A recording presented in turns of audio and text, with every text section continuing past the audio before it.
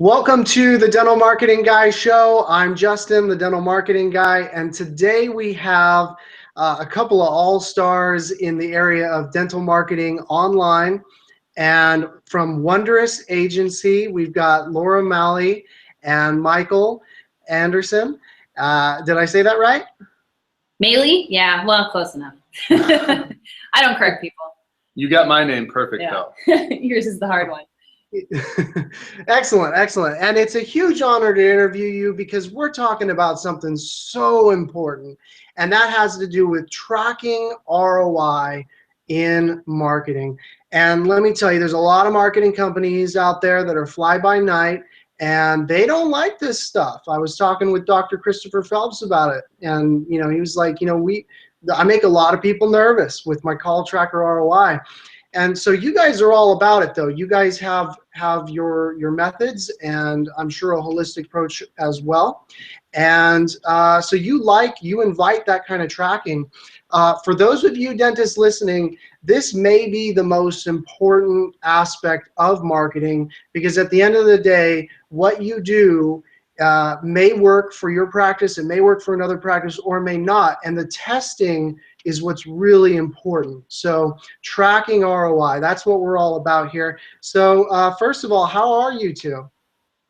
Good. Ready to have a glass of wine because it's Friday. It's Friday, yeah. 3:45, so we're getting there. California jamming, I'm with you. There you go. Yeah, you know all about the wine. You're up north. Yeah, it's like a wannabe Napa Valley here in San Luis Obispo, California. That's the best part. I love, well, for another conversation, but I love San Luis Obispo. Well, Oprah called it the happiest place on earth. There you go. For adults. It's good enough for Oprah, it's good enough for me. All right, so let's talk about, could you give me kind of just a really quick background for those of you who haven't heard of Wonderous Agency, kind of like what the idea is behind it, why you started it, what you're all about, what makes you different? Sure. We started 5 years ago, and we are a full-service marketing agency for dentists. The agency was really born out of an insight.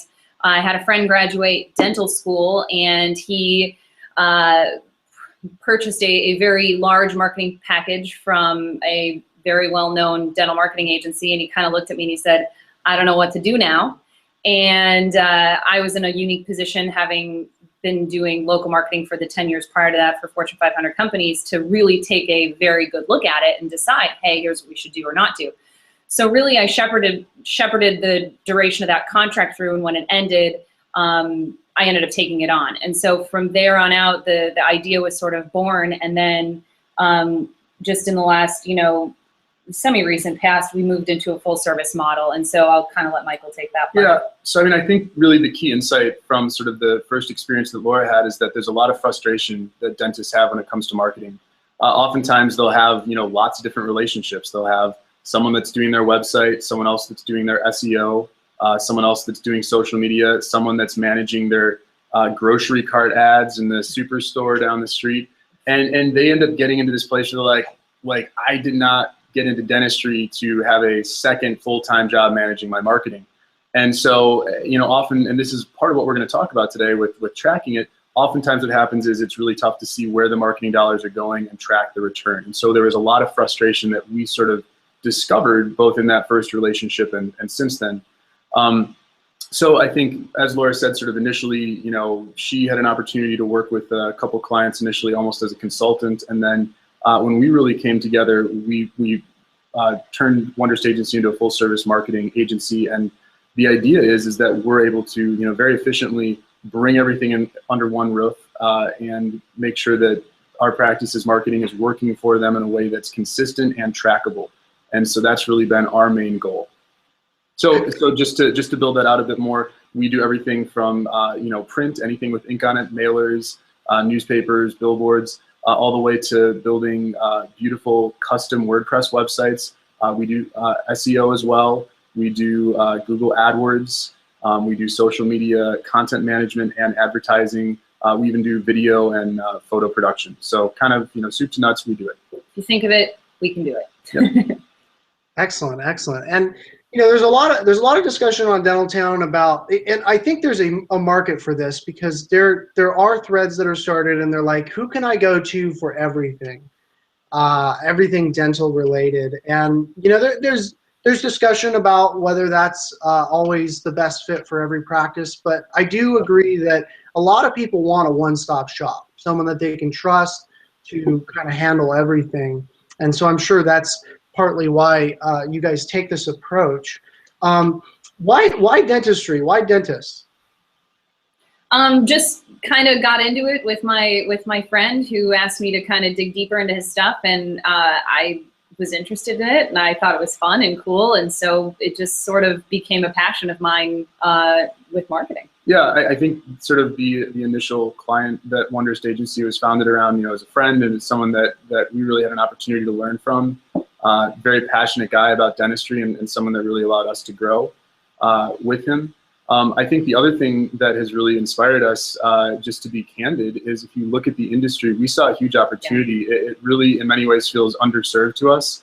I think there were a lot of companies that, you know, grew out of the mailers, and they have sort of stuck with a more traditional approach to design, a more traditional approach to marketing. And I think that there was a lot of frustration, certainly with clients that we work with today, that feel like they didn't have a marketing team that was a good fit for them. They weren't seeing websites that necessarily represented the brand that they wanted, and there was sort of higher level of expectation out there that wasn't being met. And so that's been something we've really looked forward to coming in and disrupting and providing a different product. Yeah, you know, I visited your website the other day. I really like it. It's a nice style. Because, you know, it kind of reminded me of, you know, it's funny, Laura, you say you came from Fortune 500 companies. It kind of reminded me of how bigger companies, like Super Bowl ads, they're not even really about the product. It's more of like an idea, a culture, a concept, you know, like what is all this have to do with Apple, this commercial? It has nothing to do with Apple and why whether it's a superior product or not. So, you know, I got that impression from your website. It was just, you know, some pretty cool features that didn't really have anything specifically to do with clinical dentistry or marketing, but it's just kind of like showcasing your personality and what you guys like to do. And I thought that was pretty cool. So I'm not surprised when you say you came from that Fortune 500 background, because everyone knows they're doing the best marketing there is. I mean, and when you talk about dentists not having good support for their marketing efforts, you know, there being this void in the market, that's definitely true, man. I'll tell you, in my local market, it's pretty bad. Right. Some of the TV ads for dentists, it's like, oh man, I just don't run that ad. Or, you know, I think all of these other industries, be it retail or e-commerce or whatever it is, get to take advantage of sexy technology, sexy websites, sexy design, and we really want to bring beautiful things to dentistry because we love dentistry. And ultimately things that, you know, convert new patients. Yeah. And I think that, you know, you just brought up TV. You know, unfortunately, we've worked with a lot of dentists that, you know, especially practices that have maybe been doing marketing for a little while, that have been doing the same thing for a long time, and they've seen their return on investment drop, but they don't always know where to go next. And so it's important to make sure that we're tracking the return so we know where the money is best spent. And that's why for us, and I guess kind of what we're talking about today, if as marketers we're not in the practice numbers, we don't tie ourselves to how many new patients are coming in each month and where they're coming from. How are we able to do our jobs well and ultimately, you know where the practice's money is best spent? That's so true. And so let's delve into this. So tracking ROI. Are you talking about getting into the practice management software? I hate to call it practice management software because it's not really all-encompassing. It's more like patient management software. So far, there doesn't really exist a real comprehensive practice management software, in my opinion. But I digress on that. So you guys are actually delving into like Dentrix and EagleSoft and all these things. Yes. So our practices every month at the end of the month pull for us the month's previous numbers for their practice. And that includes production, collections, total patients seen, new patients seen, days open, and then there's another sheet that they do that is all the new patients and the referral sources, as well as the production attached to those patients in the first 30 days. So to build that out, and the last one's really the most important, and you know, for all of the doctors listening, it's amazing how many times we'll get on a phone call, and these are kind of the first things that we start with, because we want to understand what the practice looks like. And it's really important to just sort of have that, you know, that quick understanding of, okay, you know, on average, about 60% of my new patients come from other patient referrals. Of the remaining 40%, I'm seeing 10% come from insurance, and, you know, the remainder I think is coming from online. That's what we're seeing internally from what we're tracking. And then also be able to sort of look at, you know, at least a 30-day production to see what's the quality. You know, I always like to pick on Groupon here, because I think a lot of dentists have had some experience with this, where they'll say, okay, great, look at new patients spiked. We saw double the new patients. And then you look at that 30-day production and certainly extrapolate beyond that. And you can say, wow, like those are not the patients we want in this practice. And so I think for our dentists to feel like they're close to that number is really important, even more so for us as marketers. Yeah, you know, kind of going off on a tangent here for a second. I had Eric Jones, Dr. Eric Jones on the show, and we were talking about how important it is to be, you know, in dentistry we can't say specialist because there's 9 specialties, but have a focus. And so I'm helping clients with things like that. Like, you can be the implant guy in San Luis Obispo County because nobody's doing that. So do you, just as a marketing philosophy, I mean, do you guys, like, what kind of dentists do you work with, and do you subscribe to that theory of, you know, it's really good to know who you are, be focused, be great at what you do, and stay in your own lane? Yeah, I mean, I think it kind of goes back to what we were talking about a minute ago, where, you know, and again, I appreciate the compliment on the website. You know, when I think about the message we're trying to communicate, we could sit here and, you know, go point by point over all the different marketing things that we do, and that could be the way we introduce ourselves. But at the end of the day, it's very often about the personalities and about the trust in the team that you work with. And that's what we put forward on our website. We take the exact same approach with our doctors, and we say, tell a story. What makes you different? Are you sort of the you know, small family practice with you know, old-fashioned sense of service and a, you know, modern commitment to digital dentistry? Are you a practice that is just, you know, like crowns in a day, CEREC technology, just really investing in the best dentistry has to offer? Like you said, do you brand around dental implants? You need to have a story to tell at the end of the day to differentiate yourself. So I think, yes, I 100% agree with what you're suggesting and advocating. Find a way to stand out and tell a story. Yeah, absolutely. And, you know, I had Joshua Scott from 88 Dental Marketing on the other day. We haven't aired that episode yet, but, you know, he's all about storytelling. And I love his YouTube channel, the 88 Dental Marketing Show, because he talks about, he's got kind of a certain way about him. And it's always fun to do interviews with people like yourself, because you get to see different personalities, and that's really what I want to do for our listeners, our viewers, is kind of showcase, like, here's who's good at what they do, here's what they do, and do you like their personality? Like, do you think you could get along with this person? Do you think you can work with this person? Because there's a lot of choices out there, and a lot of them are kind of anonymous, and it's like until you call them, you don't even have a clue who they are, you know. And like, you know, so it's always cool to do interviews like this. But yeah, let's talk a little bit about the tracking ROI. So that's interesting. That's a differentiating factor for you guys. I don't know a lot of marketing companies who are well-versed in Dentrix and EagleSoft and other patient management software. Now, and then of course, tracking numbers, that all plays a role. Can you kind of walk us through just like a quick checklist of ways that you measure ROI for your clients? Yeah, you know, actually, if I can, I just want to take a step back for a second and sort of explain why it's so important. I think a lot of times as marketers, we get caught up in proving what a good job we're doing. You know, like we want to show how many more clicks we're driving to a website, or you know, how rank is improving somewhere.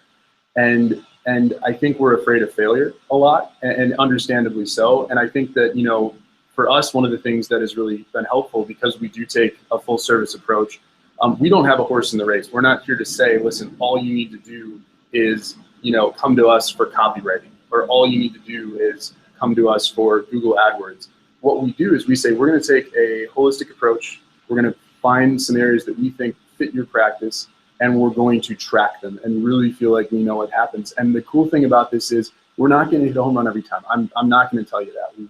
It's just not how marketing works, but we fail fast. And that's really something that I think a lot of people don't want to talk about, is as opposed to, you know, having a campaign that limps along for months, let's look at a campaign and say, hey, it's not working, let's put the money somewhere else. And that is just as valuable, if not more valuable, than always pointing to success. So that's really the foundation that underlies this. To get to, I think, your question, the first thing that we've really spent a lot of time doing is we've really tried to create an experience for our clients that pulls all of the important data they need into one spot. So we have a proprietary portal that we use for our clients that pulls in their analytics data. It pulls in their AdWords data, their search engine optimization ranking. It pulls in Facebook ads, social content, all into one spot. So when we're going over this with them, it's really, really easy for them to see everything. And it's something they can access, you know, at all times. And so it's certainly something that I think it makes it easy for us, because we're not bouncing between portals. I'm sure you run into this all the time. You know, we've got AdWords, we've got analytics, we've got webmaster tools. In SEO, sometimes it makes sense to go into AdWords and look at the keyword planner. You know, there's 100 other tools that we're going to use in a day, and it's nice to have everything in one spot, both for us as a team, also for our clients as well. And I think the other thing that is an awesome differentiator between us is it's not just like, here's your portal, here you go. We get on the phone with our clients every month and we talk through things. Yep. We gauge progress. We talk about the sticky points. We talk about the things we want to do better. We talk about our successes. And I think, you know, having that dialogue open on a regular basis, having these contacts with our clients on a regular basis helps build trust, helps build the marketing strategy, frankly, and helps us move our clients forward in the best direction that we possibly can, is because we are always in communication and always, you know, working and moving things around so that we can optimize them for the best possible campaign. Right. So to dig in a little deeper, I think, you know, for the dentists that are watching, the number one thing that I would ask them to do is to, you know, if you're spending any serious money on your marketing, you have to be doing call tracking. Call tracking is at the core of what we do, and it's at the core of what any really good marketing does. So whether that's online or offline, you know, you have some idea of the traffic that you're generating. And so I think that, you know, that's kind of the first thing that we point to. We use a great product that we like called CallRail. There's a bunch of other ones out there, call tracking metrics. And what they do a really good job of is letting you generate, you know, numbers that you can place both on print. You can place them on your website, and it really is a helpful way to sort of generate a good idea of where your calls are coming from. Yeah, absolutely. So you go, help me bridge this gap, no pun intended, as far as going from direct mail to Dentrix. Tell me a little bit about that. Right. So, you know, what we're going to do, like Laura said, once a month we get on the phone with our clients and we kind of walk through the numbers and say, how are we doing? Do we feel that the things that we're investing in are working? And so we start with the practice numbers and we'll say, okay, let's look at last month. Last month we saw 50 new patients walk in the door. Is that up or down over our year-on-year average? And do we feel that that's an upward or downward trend for the year? The next thing we do is we go and we look at the segmentation. We say, where did those new patients self-identify as coming from? And so, you know, we could say maybe 30% came from patient referrals. If we did a mail drop earlier that month, we expect to see a percentage come from direct mail. And then based on the other campaigns we have running, Google AdWords, search engine optimization campaign, et cetera, we're going to see a segmentation. Now, this is one of the frustrations with looking at practice numbers, right? someone's going to write down something that looks like website. Well, what does that mean? Did they click on an ad? Or is that because organic has really been growing lately? And this is a really hard one to tease out. That's where call tracking and having a really strong connection to these other statistics starts to give us a reasonable idea of where these patients are coming from. So if we go, let's say, to CallRail and we look in the reporting portal, or we look at a reporting portal like what we provide for our clients, we can see all the calls that happened that month, and we can actually see them segmented by whether or not they came from organic traffic, or whether they came from paid traffic, or Facebook, etc., or direct mail. And so we can start to make some really educated assumptions about where phone calls and new patients are coming from. Also looking at certain data like how long are the phone calls. We've found that by and large, if a phone call is less than 2 minutes, minimum, it's probably not going to convert into a new patient call. And so being able to look at, what is the average length of calls is also a really strong indicator for us of what is generating new patients and what's not. So do you actually go from the call tracking number and hook it up with Dentrix, or is there some extrapolation here? Yeah, so just to be clear, what we're doing is we're requesting this data from the doctor and really from the front desk. So they're sending this to us each month. We're not plugging into Dentrix directly. We're not in there manipulating it ourselves. We're asking them to use the tool as they should be already, although in many cases they are not, and giving us that data. So really at a base level, just walking through that data on a monthly basis is often kind of its own value, just to say, hey, now we know how many new patients are coming in the door, and more importantly, where they're coming from and what the average production is. And then the second thing is, as you just suggested, taking that and sort of wading through some of the more confusing data. Like we saw 20 patients come from the website. What do we think that means? Well, if you don't have any AdWords campaign running, it's reasonable to say that that came through organic, right? So we can start to make some extrapolations back and forth to determine where our money is best spent. I can tell you, as someone that does SEO for dentists, one of the most frustrating things is you've got an existing website with an existing phone number and an existing practice. You get it ranked, the phone rings more, they get new patients, but there's no geometric proof. There's no proof beyond a reasonable doubt that it came from SEO specifically. And it sounds like, so I do the same thing you do with running AdWords, and then you can track the AdWords geometrically, and then you can kind of infer based on that activity, okay, here's, because everyone clicks the organic results in the 3-pack on Google, the Google map as I call it, everyone's clicking that, but not as many people clicking the ads, So if you can get new patients through the ads, you're definitely going to get a lot of new patients through SEO. Would you agree with that? I would, and I think the thing that I would add is that for us, being able to have those practice numbers gives us a really strong place to go back and talk to the doctors and say, if there is some anxiety and someone says, I'm not sure that the SEO efforts that you're putting in have made a difference. We can go back and say, well, when our relationship started, we saw on average 5, maybe 6, 7 new patients come in and say that they were coming from the website. Today, we're seeing 30 plus come in. That's a strong indicator to me that things have changed for you. And so I think that oftentimes, and they'll go back and spend the time and look at those numbers, and they'll say, yeah, that's helpful, thank you. And it is, there's not a perfect loop. And I think that that's kind of the holy grail out there. And maybe someday we'll get to this scary world in which every movement and blink that we make is tracked. I kind of hope not. But from a marketing standpoint, there are moments that we wish that was the case. And we're not there.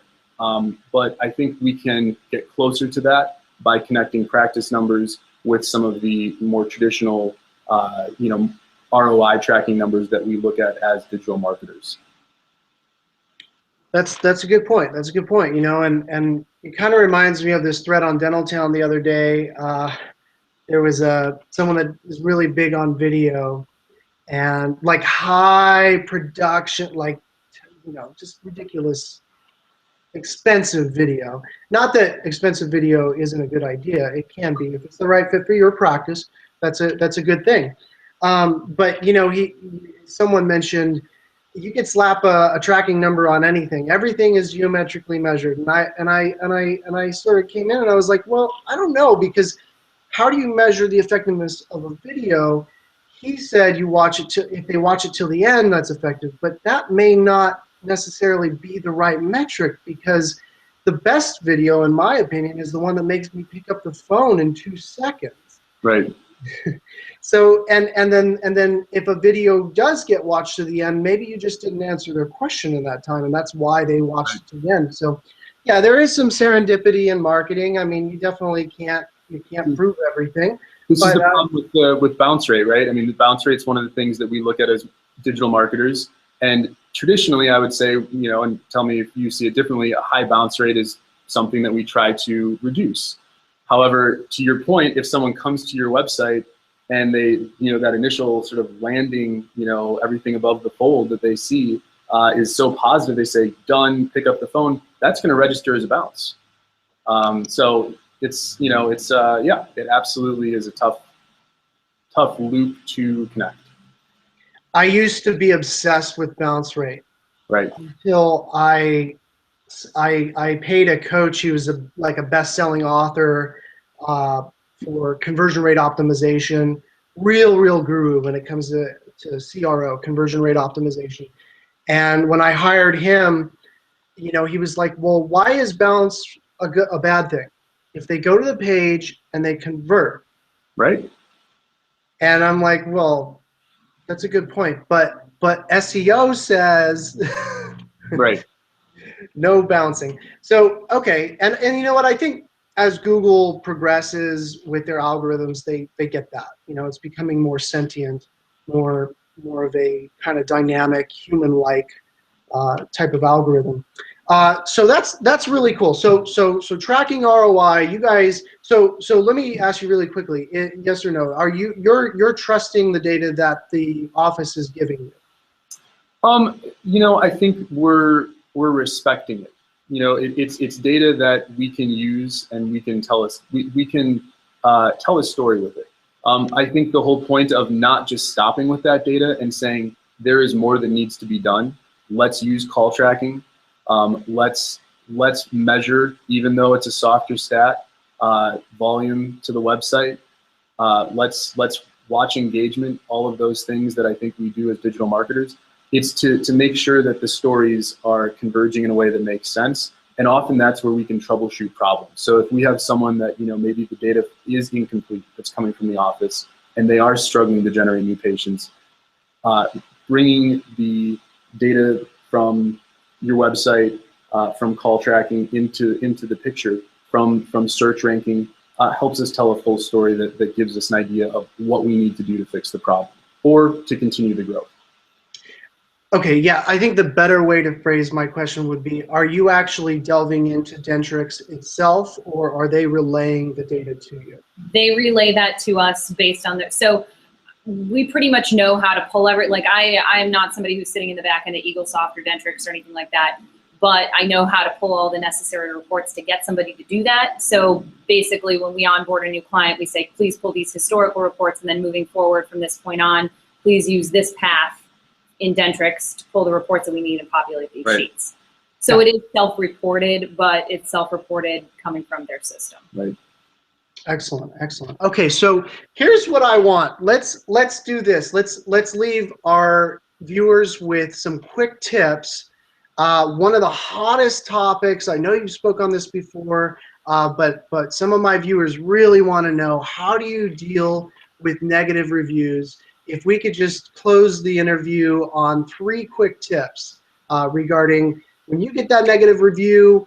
Let's assume that it's a real patient, and let's talk about how do you deal with that? Yeah. Well, we have a killer blog on our site that talks about it in more detail that you can reference. But my 3 things are: step away from the keyboard, think before you write. That's the first one. The second one is step out of defensiveness and into a neutral place, and understand that there may be an opportunity for you as a practice owner, as a dentist, as a leader in your environment to make a change. Someone clearly had a negative experience. Identify why. Ask the key people involved in perhaps the incident or whatever happened, and realize where your opportunity is to make a change in your practice. And then 3 is, if you have their contact information, I highly recommend reaching out via a phone call to make it right. And what making it right means varies case to case. Sometimes it means issuing a refund. Sometimes it means offering a heartfelt apology. Sometimes it means neither of those things, and that's fine too. But figuring out why that person is feeling that way, listening to what they are going through, acknowledging it, not admitting to something, but acknowledging their experience is very, very helpful and cathartic for patients, and moving forward in a way that moves your business forward. Yeah, I agree. If I could just jump in with maybe 2 thoughts too, I think what Laura closed with is the most important. There's constantly a knee-jerk reaction to explain, because it often does feel unfair. But I think leading through acknowledgement is the right way to approach those reviews. And I think, maybe something we didn't expressly say is respond. You should respond, and you should not respond with an explanation or an excuse. Respond by acknowledging it. Again, not an admission, but it's important that other people that are coming to either Yelp or other review sites see that you are active and you do care. And so I think that's the first thing. The other thing that I want to mention that can get overlooked is if a patient maybe is specifically talking about a case and they bring in personal details, do not engage with those details. It's a HIPAA violation. You have to be really, really conscious of the fact that if they're talking about a root canal procedure where the sinus cavity was affected, perforated, you can't come back and say, well, actually, this is what happened. That's a HIPAA violation. It's something that exposes you to a lot more risk, and that's something that I think in the moment when you're feeling frustration can get overlooked. So just keep it general. Excellent. So take some time. I'm getting some echo here. There we go. Okay. Take some time to think, breathe, and don't let the HIPAA monster bite you. And let's sign off here. Thank you very much, Michael Anderson and Laura Maly. Maly, right? Yes, got it. Cool. And man, it's been such a great honor to have you. I think you're bringing a really unique perspective. You definitely got the artistic approach down really well. Full service agency. So if any of you listening are looking for that one-stop shop, there's a lot of specialists out there. But if you're looking for someone who can kind of handle this and get into the patient management software, it sounds like Wonderous agency might be worth checking out. So can you tell us where the viewers can find you? Yep, you can find us at wonderistagency.com, or if you want to email me directly, you can email me at laura.maly@wonderistagency.com, or we have a chat icon on our website, and I am always there, always on. It's not a bot, it's really me, so leave the cuss words out. I don't believe it, because every live chat I've ever used, it's not live chat. We could talk about that next time. No, I'm just kidding. I get some funny stuff in there, I gotta tell you. All right, smile for our social media, Justin. Oh, there we go. Very good. All right. Technology, man. You just took a picture of a screen within another dream. That was nuts. All right, cool. If you have any questions for me, let me know. If you have any questions for any of the guests, feel free to reach out, Justin at dentalmarketingguy.com. If you have anyone that you want on the show, if you have any questions that you'd like them asked, a lot of these shows, they're pretty much 90% unscripted. So throw them on here. Let's put them in the hot seat, and let's see how they do with a little cross-examination. Thank you, Laura, and thank you very much, Michael. Let's sign off. Thank you for watching the Dental Marketing Guy Show.